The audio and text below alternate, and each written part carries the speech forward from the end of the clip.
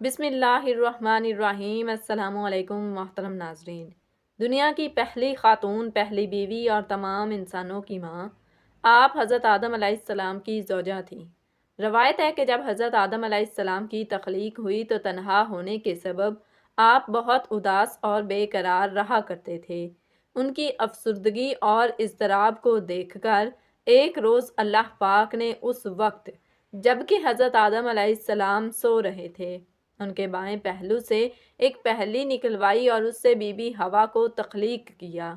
یہ پہلی نکالنے سے حضرت آدم علیہ السلام کو کوئی دکھ یا تکلیف محسوس نہ ہوئی۔ دکھ اور تکلیف نہ ہونے کا سبب علماء کی نگاہ میں یہ ہے کہ اگر ایسا ہونے میں حضرت کسی طرح کی ایذا پہنچتی تو ان آدم علیہ السلام کے دل میں بی بی حوا کے لیے ویسی محبت اور اپنائیت پیدا نہ ہوتی جیسا کہ ہو گئی تھی۔ گویا میاں بیوی کے باہمی تعلق کو خوشگوار بنانے اور ان میں ہم آہنگی پیدا کرنے کے لیے مرد کو عورت کی تخلیق کا سبب بننے کے باوجود کسی طرح کی تکلیف سے محفوظ رکھا گیا۔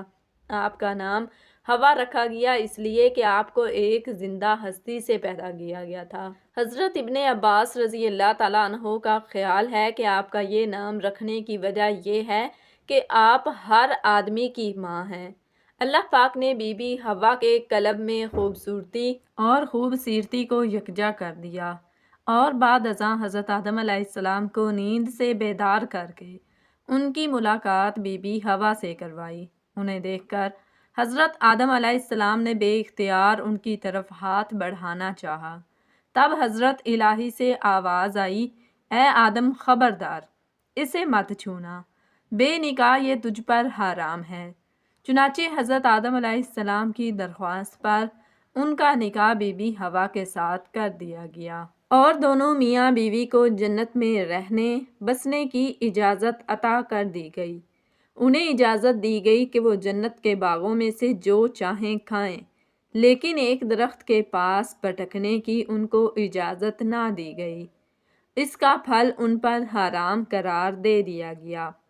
شیطان لعین جو حضرت آدم علیہ السلام کی تخلیق سے ہی ان کا دشمن بنا، ان کی طاق میں لگا بیٹھا تھا۔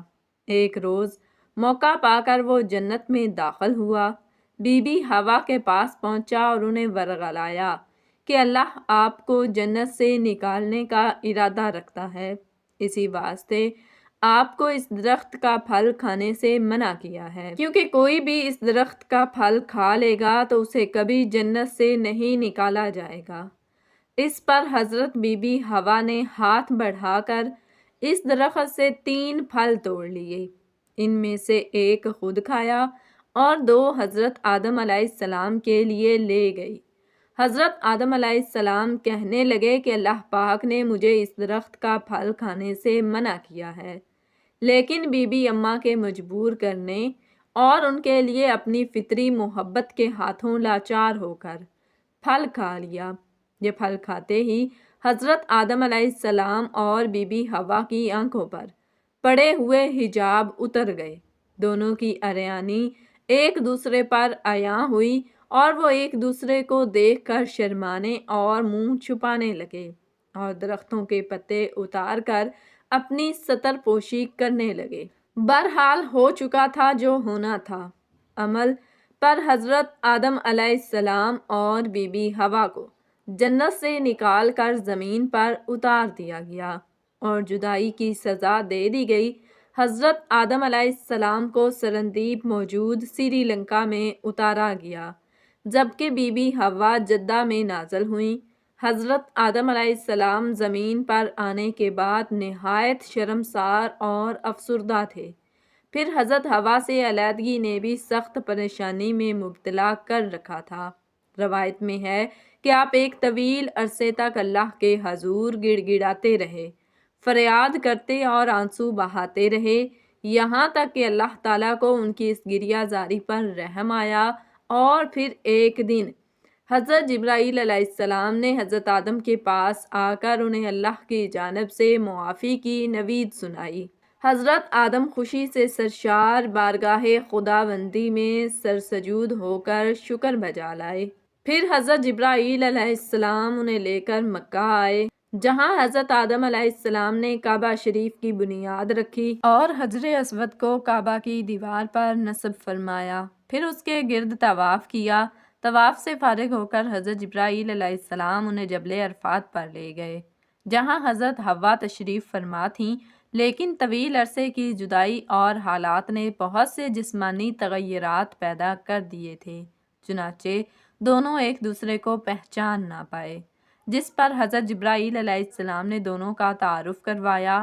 چونکہ جنت میں واپسی ممکن نہ تھی، اس لیے حضرت آدم علیہ السلام کو حکم دیا کہ اب وہ اسی زمین کو آباد کریں، یہاں کھیتی باڑی کر کے اپنے لیے رزق پیدا کریں اور اپنی اولاد سے اس ویرانے کو بچائیں۔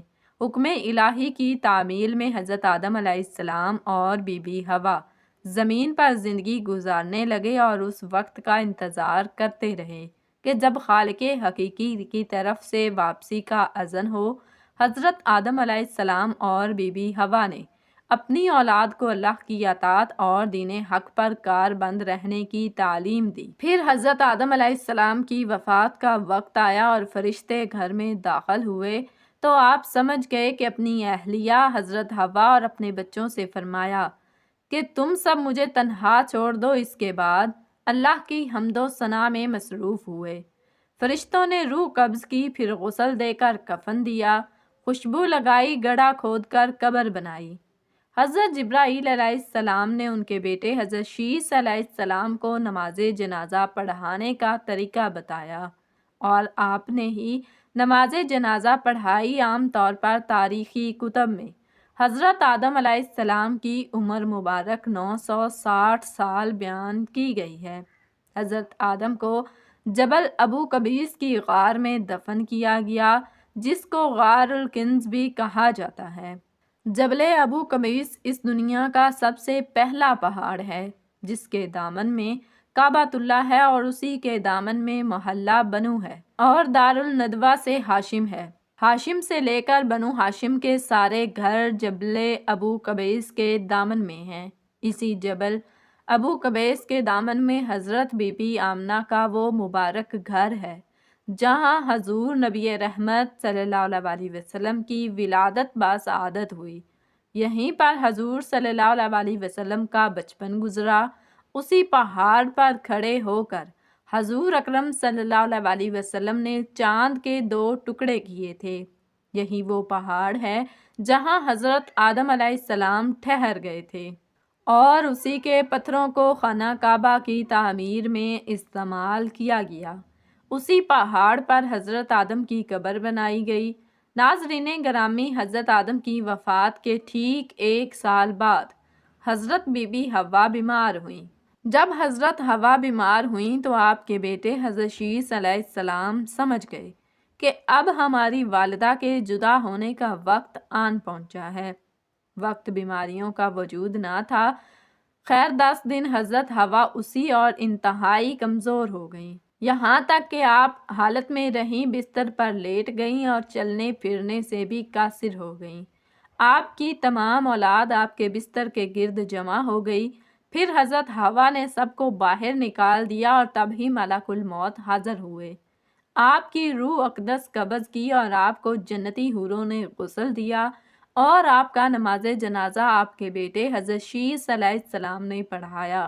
جنازے کے بعد حضرت حوا کو حضرت آدم علیہ السلام کے پہلو میں جبل ابو قبیس میں دفن کیا گیا۔ امید کرتی ہوں کہ آپ کو ہماری آج کی ویڈیو پسند آئی ہوگی۔ اگر ویڈیو پسند آئی ہے تو ویڈیو کو لائک کیجئے، شیئر کیجئے اور چینل کو لازمی سبسکرائب کیجئے۔ ملتے ہیں اگلی ویڈیو میں، تب تک کے لیے اجازت دیجیے۔ اللہ آپ سب کا حامی و ناصر۔ جزاکم اللہ خیرا کثیرا۔